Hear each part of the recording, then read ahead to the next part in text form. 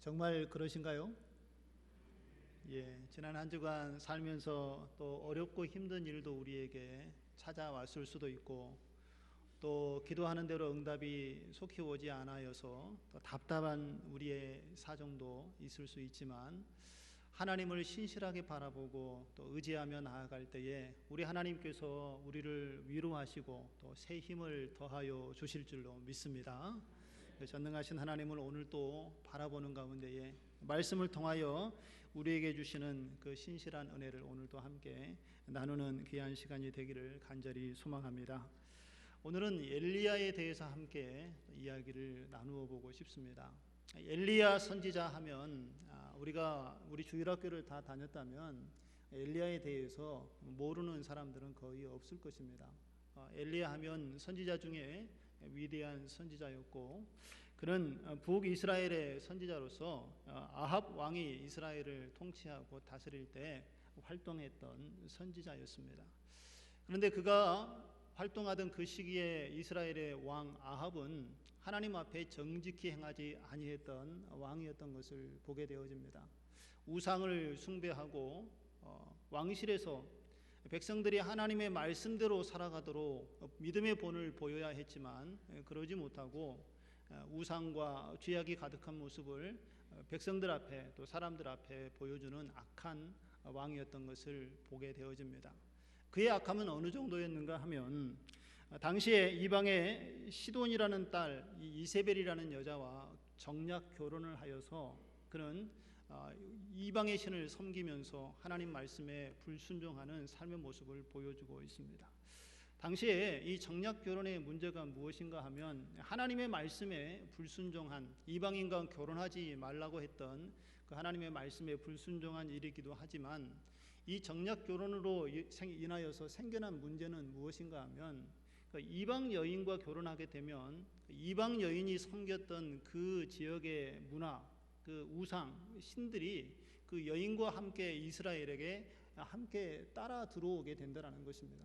그래서 그 이방 신들을 왕정에서 섬기게 되고, 또 하나님을 그것이 대신하는 일이 일어나게 된다는 것이죠. 그래서 당시 아합이 이스라엘을 통치할 때에 어떠한 문제가 발생했는가 하면, 종교 혼합주의가 이때부터 생겨나기 시작했습니다.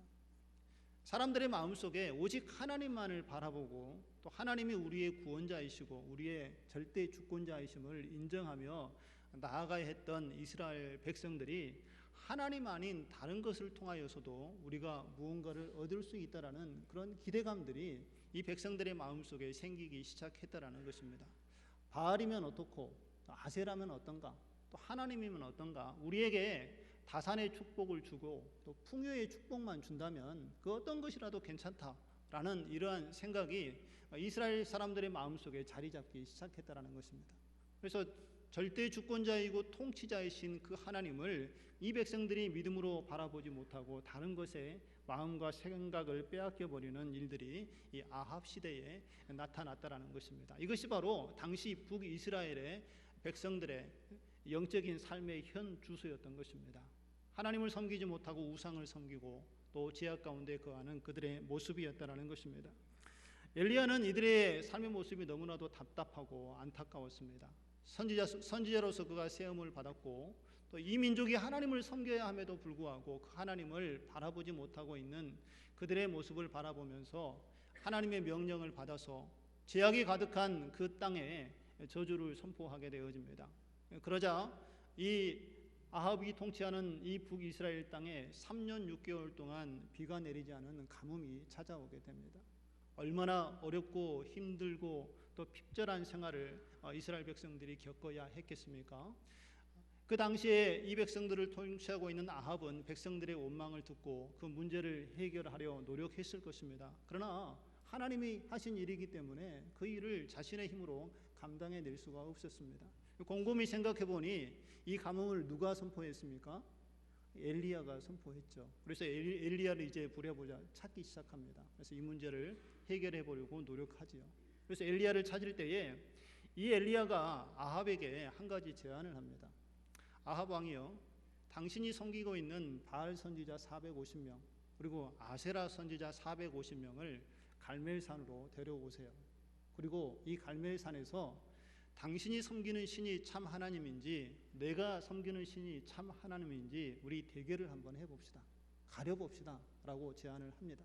그래서 아합이 자신들이 가지고 섬기고 있었던 이 바할 선지자들 450명, 아세라 선지자 400명을 이 갈멜산에 불러 모읍니다.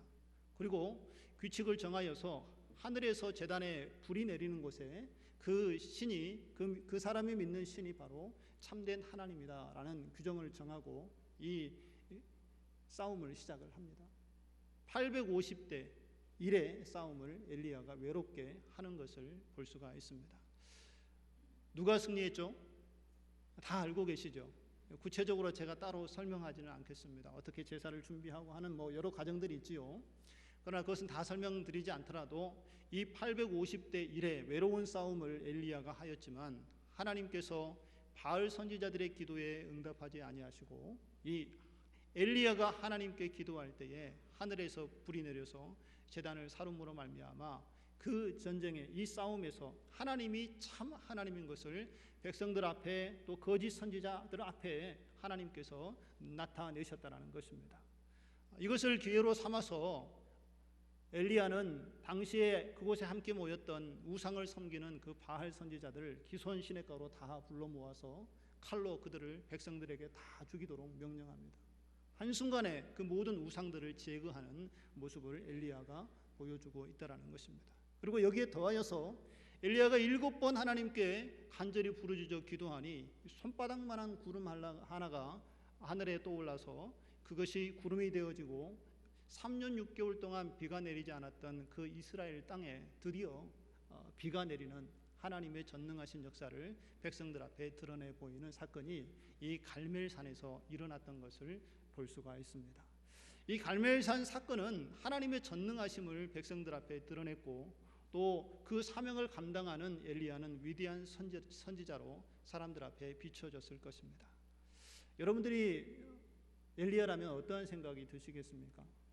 제가 엘리야였다라면 이제 하나님께서 다음 일을 이루실 거야 하는 그러한 기대와 소망을 아마 가지게 될 것 같습니다. 엘리야도 그러한 기대와 소망이 있었습니다. 이 백성들이 하나님을 섬기지 아니하고 우상을 섬기며 하나님으로부터 멀리 떠나 있었지만 이제 하늘에서 불이 내리는 그 광경을 보고 3년 6개월 동안 비가 오지 않았던 그 땅에 비를 내려주시는 그 전능하신 하나님을 이제 바라보면 이 백성들이 회개하고 하나님께 돌아올 것이라는 기대와 소망이 이 엘리야의 마음속에 가득 차 있었습니다. 그렇게 우상을 섬겼던 아합도 또 이세벨도 회개하고 하나님께로 돌아오리라라는 기대가 있었다라는 것입니다. 그러나 결과는 정반대의 결과가 나타났던 것을 오늘 본문이 우리에게 이야기를 해주고 있습니다. 갈멜산에서 위대한 일들을 감당했던 이 엘리야가 지금은 장소를 옮겨서 오늘 본문의 말씀에 보면 그가 어디에 가 있습니까? 5절 말씀에 보면 로뎀 나무 아래에 누워서 자더라 라고 이야기하고 있습니다. 그의 위치가 이 갈멜산에서 로뎀 나무, 광야의 로뎀 나무 밑으로 옮겨져 있는 것을 볼 수가 있습니다. 여기서 엘리야는 어떠한 모습을 보여주고 있습니까? 그 찬란했던 하나님의 영광을 드러내고 하나님의 역사를 드러냈던 엘리야가 이제는 이 광야 외로운 로뎀 나무가 서 있는 그곳에서 그늘조차 쉽게 만들어주지 못하는 그 로뎀 나무 아래서 지쳐서 쓰러져서 하나님 이제 내 생명을 취하여 주십시오 라고 절규하며 그의 사명을 하나님 앞에 포기하고 내려놓는 모습을 오늘 우리에게 보여주고 있다는 것입니다. 엘리야가 이렇게 절망 가운데 빠질 수밖에 없었던 이유가 과연 무엇일까요? 하나님의 놀라운 은혜를 경험하고 또 하나님의 놀라운 역사를 사람들 앞에 드러냈던 선지자였던 이 엘리야가 그 하나님 앞에 널브러져서 나는 더 이상 이제 하나님 일을 감당하지 못하겠습니다. 나를 죽여주십시오 라고 이야기할 수밖에 없는 그 절망감이 어디에서부터 그에게 찾아왔는가? 우리는 말씀을 통하여 오늘 살펴보아야 된다는 것입니다. 그 절망감은 엘리야가 하나님께 소망을 두고 기대했던 일들이 자기의 뜻대로 이루어지지 아니하였을 때에 이 엘리야는 절망감 가운데에 빠질 수밖에 없었다는 것입니다. 하나님의 놀라운 역사를 보고 백성들이 회개하기를 기대했지만 이 백성들이 회개하지 않고 하나님 앞에 돌아오지 않습니다. 이세벨이 오히려 이제 이 역사를 이루었던 엘리야를 향하여서 칼날을 세우는 것을 보게 되어집니다.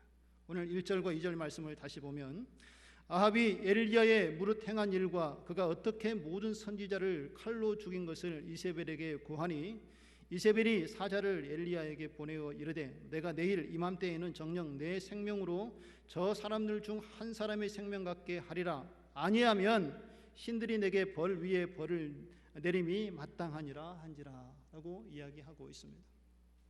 아합이 이 갈멜산에서 바알 선지자, 아세라 선지자들이 다 죽임을 당했던 사실을 이제 이 실권자, 당시에 이 실권을 쥐고 있었던 그의 아내 이세벨에게 미주알고주알 다 세세하게 이야기를 합니다.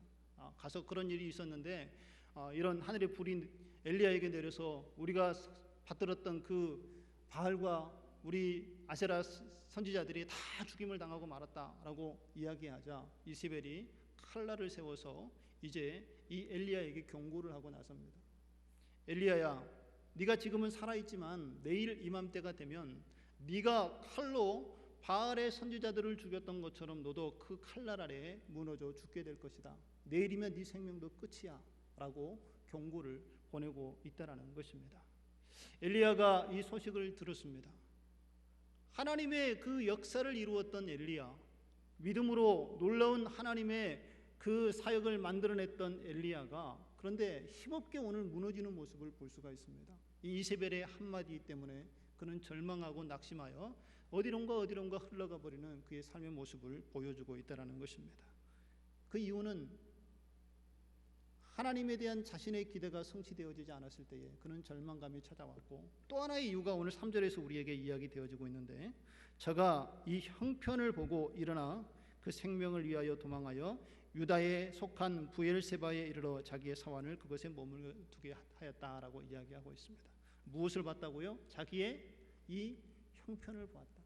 그가 하나님을 보지 아니하고 이세벨이 자기를 공격할 때에 그가 믿음으로 하나님을 바라보았다면 그는 절망하지 아니하고 하나님께서 주시는 메시지를 가지고 계속해서 앞으로 나아갈 수 있었을 것입니다. 그러나 그는 이 위기 상황에 하나님을 보지 않고 자기의 형편을 돌아보았습니다.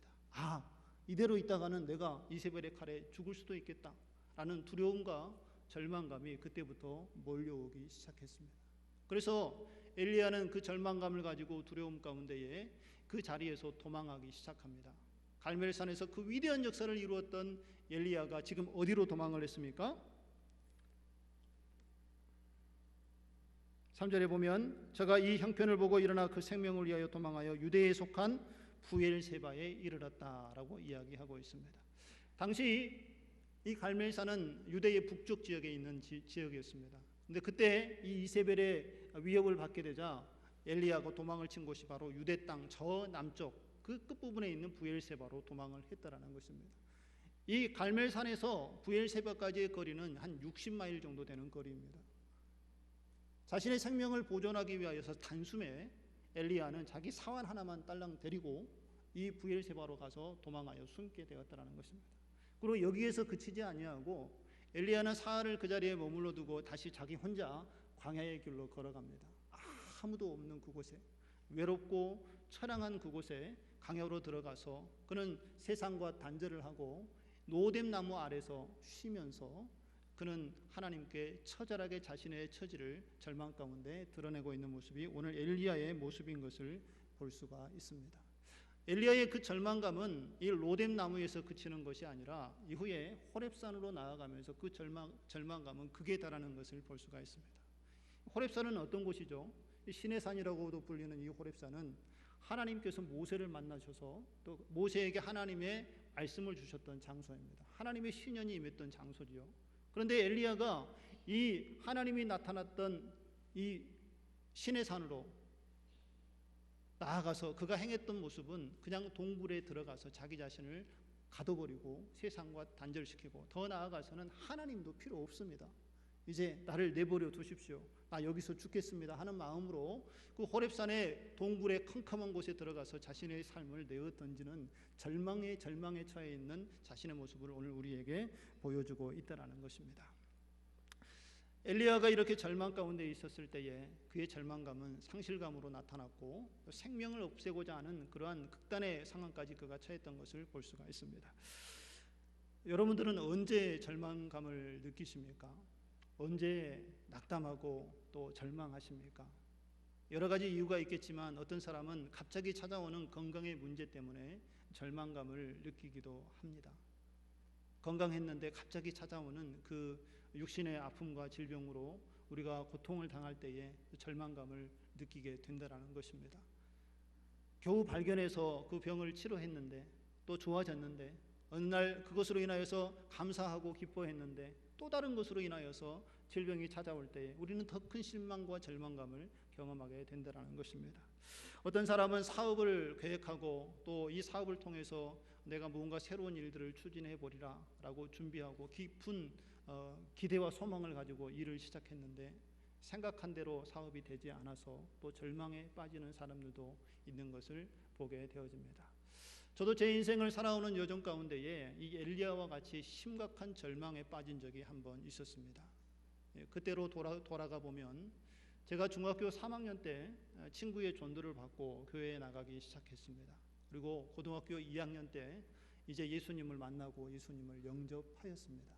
그 감격과 기쁨은 어떻게 표현할 수가 없습니다. 아마 누구든지 다 아실 거예요. 예수님을 영접했을 때의 그 기쁨과 그 감격은 말로 다 표현할 수가 없죠.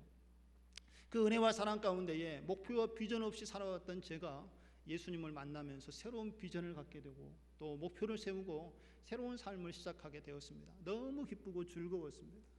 그런데 한 가지 제 마음속에 답답하고 안타까운 마음이 자리 잡고 있었는데 그것은 무엇인가 하면 믿지 않는 가정에서 신앙생활을 하다 보니 저희 가족이 아직 예수 그리스도를 믿지 않고 교회에 다니지 않는 문제였습니다. 가족의 구원의 문제였던 거죠. 특별히 저희 어머님께서는 7남매, 저희가 7남매인데 이 7남매를 홀로 키우셨습니다. 아버님께서 사고로 일찍 돌아가시는 바람에 그 어려운 시절을 아이들을 키우느라 매우 힘들고 오랜 시간들을 보내셨습니다. 저는 제가 믿는 예수가 너무 좋아서 어머님이 꼭 예수님을 믿었으면 좋겠는데 기도하고 전도해도 어머님께서 마음의 문을 여시지 않는 것입니다. 교회 가자고 아무리 얘기해도 기다리라 기다리라 얘기하시는 거예요. 이유가 무엇인가 하니까 어머니가 지금은 여유가 없다라는 거예요. 너희 7남매를 내가 먹이고 입히고 길러야 하는데 내가 언제 교회 가서 앉아 있다가 너희들을 위하여서 그 먹이고 입히고 돈을 벌어서 너희들을 기를 수 있겠느냐. 지금은 아니다 라고 이야기하시면서 저의 간절함을 아셨는지 한 가지 약속을 하셨습니다. 내가 너희들이 좀 잘하고 자리를 잡으면 좀 삶의 여유가 좀 생기면 그때 교회를 가겠다라고 저에게 이제 약속 아닌 약속을 해 주었습니다. 저는 그것만으로도 너무 기뻤습니다. 마음의 문을 열지 않았던 어머니께서 이제 마음의 문을 조금 열었다는 것을 생각하니 마음이 너무 기쁘고 즐거웠습니다. 그래서 어느 날 교회에서 전도 초청잔치가 있어서 어머니에게 말씀을 드리고 이날 한 번만큼은 교회를 가자고 말씀을 드렸어요. 그래서 시간을 내셔서 어머님께서 교회에 오셨습니다. 처음 교회 예배를 참석하신 거죠. 너무 기쁘고 좋았습니다.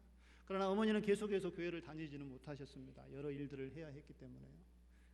그러나 얼마 지나지 않아서 청청병력 같은 소식이 저희 가정에 전해졌습니다. 어머님께서 몸이 아파 병원에서 진찰을 했는데 암 진단을 받았고 그리고 암 말기 증상이어서 더 이상 소망이 없다라는 이야기를 듣게 되었습니다. 그리고 어머니는 병상에서 치료를 받다가 채 한 달이 못 되어서 죽음을 맞이하고 말았습니다.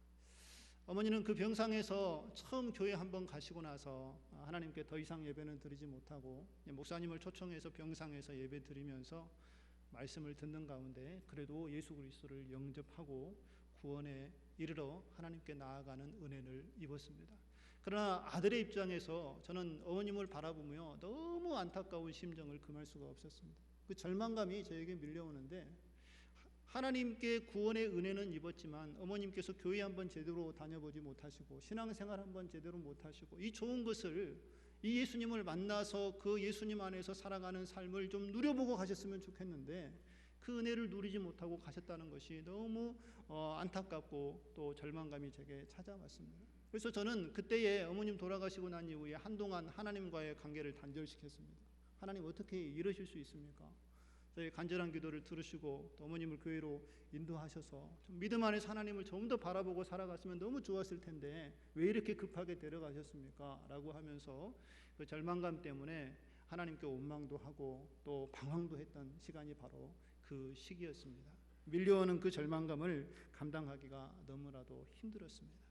오늘 엘리야도 이와 같은 절망 속에 그가 놓여 있었다라는 것입니다. 기대하고 소망하는 일들이 이루어졌지만 그 다음에 또 기대했던 일들이 이루어지지 않자 엘리야는 절망 속에서 그 하나님을 바라보고 있었다라는 것입니다.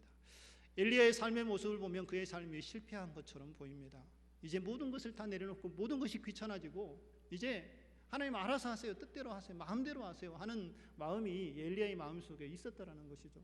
겉으로 보기에는 그의 인생이 실패한 것 같아 보이지만 하나님은 같은 생각이 아니었던 것을 오늘 우리에게 보여주고 있습니다.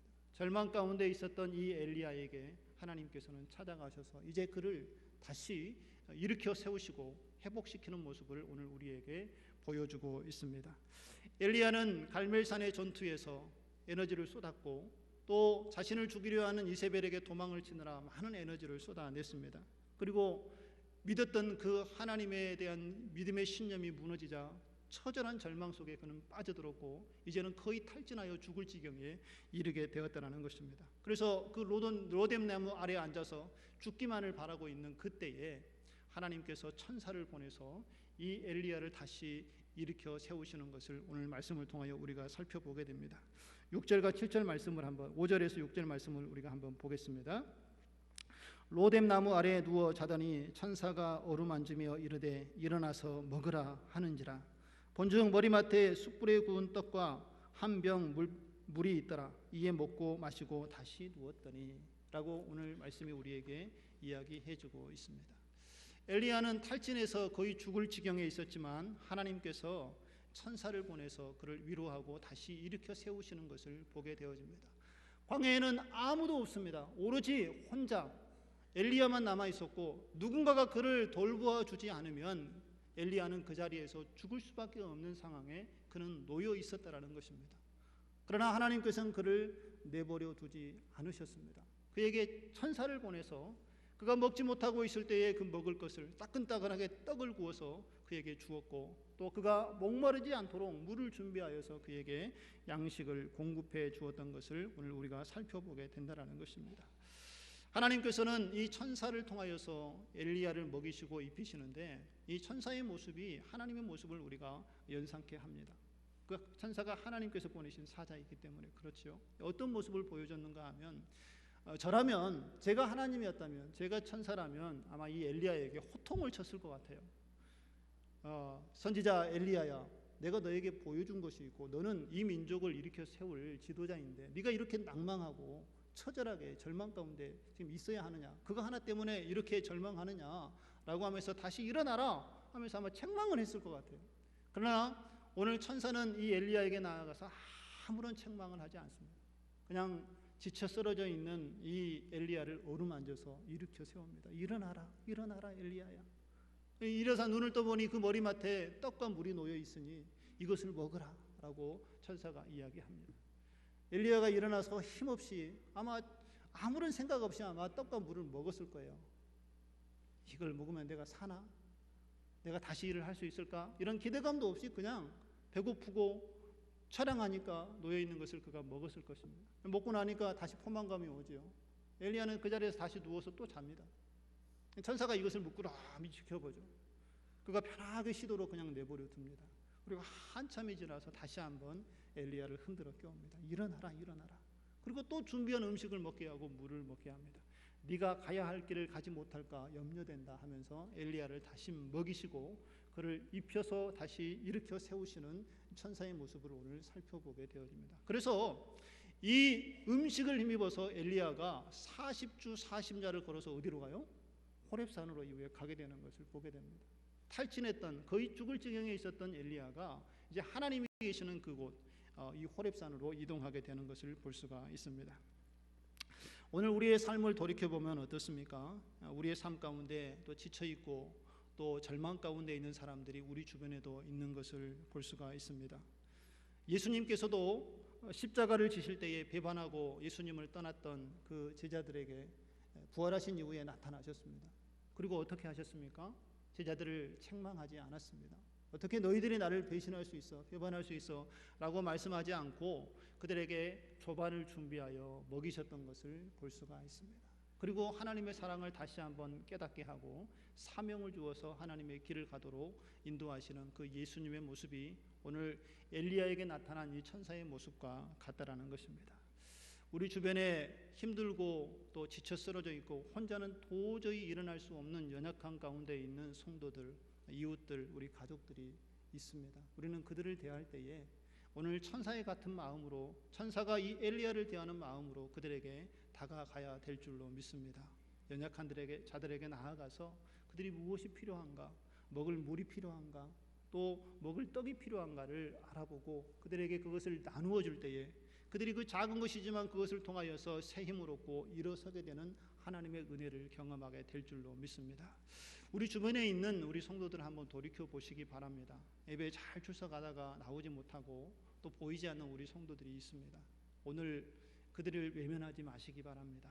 다시 한번 마음에 품고 내가 그들을 위해서 할 수 있는 것이 무엇인가를 돌이켜보면서 하나님께서 오늘 천사를 엘리야에게 보냈던 것처럼 나를 천사와 같이 세우셔서 그들에게 보내셨다는 그 사명이 내게 있음을 내가 기억하고 그들에게 찾아가서 이 하나님의 사랑을 다시 함께 나누는 가운데 그들이 나를 통하여서 일어서서 하나님께로 나아오는 하나님의 놀라운 역사와 그 회복의 은혜가 우리를 통하여서 우리 성도들에게 또 이웃에게 우리 가족에게 나타나는 은혜가 있기를 간절히 소망합니다. 두 번째로 엘리야는 상한 감정을 가지고 있었고 하나님께서는 그 상한 감정을 치유하는 모습을 오늘 우리에게 보여주고 있습니다. 자신의 생각대로 일이 이루어지지 않자 엘리야는 심각한 마음의 상처를 입었습니다. 이제 하나님께서는 천사를 보내는 것이 아니라 직접 찾아가서 엘리야와 대화하면서 그를 위로하고 그를 회복시키는 모습을 우리에게 보여줍니다. 오늘 9절 말씀을 한번 보시겠습니까? 엘리야가 그곳 굴에, 호렙산 굴을 이야기하죠. 들어가서 거기서 유하더니 여호와의 말씀이 저에게 임하여 이르시되 엘리야야 내가 어찌하여 여기 있느냐라고 하나님께서 엘리야를 부르십니다. 엘리야야 어찌하여 내가 여기 있느냐 라고 하나님께서 엘리야를 부를 때에 엘리야는 기다렸다는 듯이 이제 하나님께 자신의 그 상한 감정을 토해놓고 이야기하는 것을 볼 수 있습니다. 오늘 10절 말씀을 한번 같이 읽겠습니다. 저가 대답하되 내가 만군의 하나님 여호와를 위하여 열심히 특심히 오니 이는 이스라엘 자손이 주의 언약을 버리고 주의 단을 헐며 칼로 주의 선지자를 죽였음이오며 오직 나만 남았거늘 저희가 내 생명을 찾아 취하려 하나이다. 엘리야는 하나님께 자신의 상황과 처지를 처절하게 분노하면서 이야기하는 것을 볼 수가 있습니다. 하나님, 제가 아시지 않습니까? 하나님을 위하여서 또 하나님 나라를 위하여서 이 나라와 이 민족을 위하여서 얼마나 열심을 내었습니까? 그 열심이 특심이었습니다. 그런데 하나님, 이 백성들이 어찌 하나님의 언약을 버리고 하나님께 돌아오지 않습니까? 어떻게 하나님의 단을 헐고 그곳에 우상을 세워 섬기고 있습니까? 어떻게 선지자들을 그들이 죽이는 일에 앞장서서 하나님을 대적하며 나아가고 있습니까? 지금 저를 죽이려고 이세벨이 나를 찾고 있습니다. 이런 답답한 심정을 오늘 엘리야가 하나님께 이야기하고 있는 것을 볼 수가 있습니다. 저 같으면, 제가 하나님이었다면 또 혼냈을 것 같아요. 저는 참 마음이 좀 제가 좋지 않은 것 같아요. 자비롭지 못한 것 같아요. 그러나 하나님은 자비로우시고 인내하신 하나님의 모습을 우리에게 보여주고 있습니다. 엘리야가 그것을 성토하고 또 분노하면서 하나님 어떻게 이러실 수 있습니까? 라고 이야기하며 나아갈 때에 하나님께서는 인내하며 그의 모든 소리를 다 들어주시는 것을 볼 수가 있습니다. 엘리야는 아마 수많은 이야기들을 했겠지요. 그 이야기 속에 자신이 그 이야기들을 하면서 자신이 무엇을 잘못했는지 또 하나님께서 원하시는 바가 무엇인지를 또 엘리야는 그 가운데에서 깨닫게 되는 것을 보게 되어집니다. 상담을 할 때 가장 기본적인 요소가 무엇인지 아십니까? 그것은 내담자의 이야기를 잘 들어주는 것이라는 것입니다. 좋은 카운슬러는 자기가 뭔가 해결책을 제시하는 것이 아니라 그 내담자가 자신의 가지고 있는 속의 모든 내용들을 다 이야기하고 털어내놓는 가운데에 스스로 그 문제의 해결책을 찾아가도록 방향을 잡아주는 카운셀러가 가장 좋은 카운셀러라고 이야기합니다. 우리 하나님께서는 우리의 기도를 들으시고 또 우리의 답답한 그 푸념과 같은 원망의 소리도 다 들으시면서 우리의 갈 길을 또 인도하시고 그 방향을 잡아주시는 분이 하나님인 것을 볼 때에 우리 하나님이 위대한 카운셀러인 것을 우리는 말씀을 통하여 살펴볼 수가 있다는 것입니다. 오늘 이 엘리야에게 그의 심정을 토로하고 상한 감정을 이야기하는 그 엘리야의 이야기를 하나님께서 다 들어주시면서 그의 마음을 위로하고 회복시켜 주시는 것을 오늘 말씀을 통하여서 우리가 살펴보게 되어집니다. 예수님께서도 어렵고 힘든 자에게 찾아가서 그들을 위로하고 또 그들에게 격려하면서 사랑을 나누어 줬던 것을 그의 사역 속에서 우리에게 보여주었습니다. 아무 사람들이 관심 갖지 않고 또 찾아가지 않은 죄인들에게까지 찾아가서 예수님은 그들을 위로하고 그들을 회복시키는 모습을 우리에게 보여주었습니다. 예수님께서 여리고 성을 지나갈 때에 한 세리 삭개오가 예수님을 만나고 싶어하는 열망을 가지고 있었습니다. 그러나 너무나 많은 사람들이 모였고 당시의 세리는 사람들과 관계가 좋지 않았습니다. 사람들이 가지고 있었던 것을 착복하였기 때문에 그는 사람으로 취급받지 못하고 죄인으로 취급받은 가운데에 세리들이 살아가고 있었습니다. 그래서 먼 발치에서라도 예수님을 바라보고 만나고자 하는 열정이 있어서 뽕나무 위에 올라가서 예수님이 지나가는 것을 바라보고 있었습니다. 그때 여리고로 향하는 예수님께서 그 뽕나무 위에 올라가 있는 삭개오를 바라보며 삭개오야 내려오라 내가 내 집에 유하겠다라고 말씀을 하셨습니다. 이 말은 삭개오야 왜 네가 거기 있느냐, 엘리야에게 얘기하는 것처럼 내가 왜 거기 있느냐, 내려와라 내가 너와 함께 하겠다라는 예수님의 그 메시지가 거기에 담겨져 있는 것입니다. 예수님이 삭개오의 집에 유하여서 삭개오와 이야기를 나누고 또 복음을 전하고 할 때에 그 죄 많았던 세리 삭개오가 회개하고 하나님께 돌아오는 모습을 보여줍니다. 그는 자신이 착복했던 모든 것을 다 돌려주기로 약속하고 또 많은 사람들에게 자신의 가진 것 재산의 절반을 나누어 주겠다는 약속을 예수님께 하면서 새로운 인생을 예수님 안에서 시작하는 모습을 우리에게 보여주고 있습니다. 소외받고 또 관심 받지 못했던 사람이 관심을 받게 되자 또 위로와 힘을 얻고 또 새로운 삶을 시작하는 모습을 예수님께서 우리에게 보여주고 있다는 것입니다. 하나님께서 우리의 기도를 잘 들어주시는 것처럼 또 우리의 생각과 마음을 들어주시는 것처럼 우리도 우리의 이웃에 또 우리의 가족의 아내와 남편의 또 자녀와 부모로서 서로의 이야기를 잘 들어줄 수 있는 여유가 우리에게 있어야 한다는 것입니다. 오늘날 가정에 대화가 사라진 가정들이 얼마나 많은지 모릅니다. 부부 간에도 대화가 없고 부모와 자식 간에도 대화가 없고 그냥 이름만 부부이고 이름만 부모 자녀로 살아가는 가정들이 너무나도 많다는 것입니다. 소통이 없고 그 안에 하나님의 은혜도 상실되어진 채 죽어가 있는 그런 가정의 모습들이 이 시대에 많은데 예수 그리스도를 믿는 우리의 가정은 그런 모습이 아니기를 소망합니다.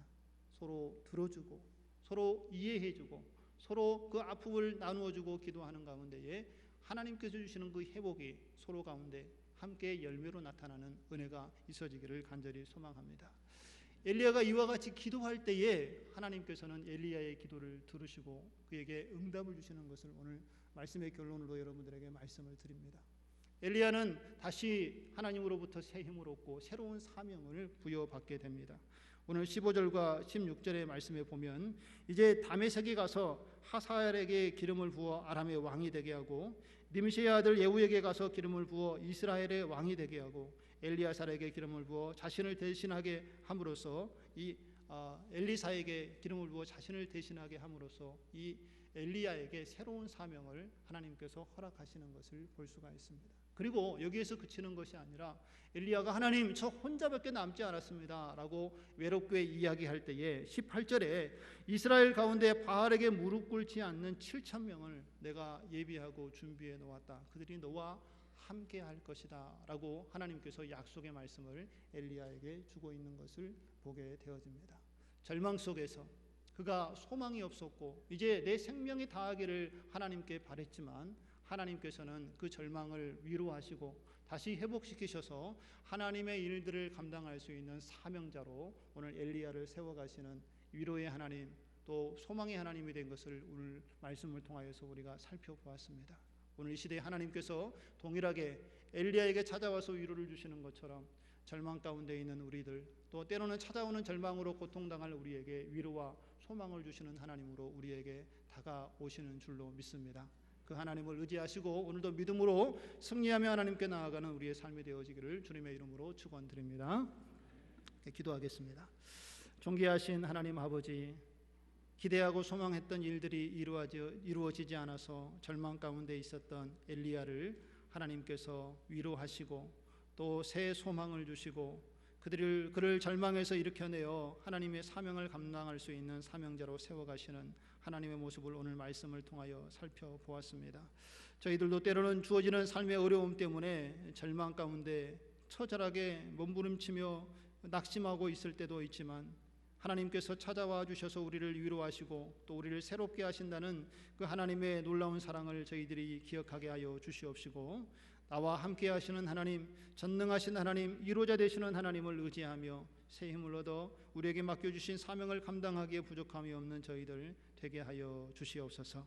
절망하는 자에게 위로를 허락하여 주시고 소망이 없는 자들에게 소망을 더하여 주시고 하나님이 없는 믿음을 갖지 못한 영혼들에게 구원의 은혜를 허락하시는 놀라운 역사가 오늘 우리의 삶 가운데 우리의 주변의 이웃에게 나타나도록 함께하여 주시옵소서. 예수님의 이름으로 감사하며 기도드리옵나이다. 아멘.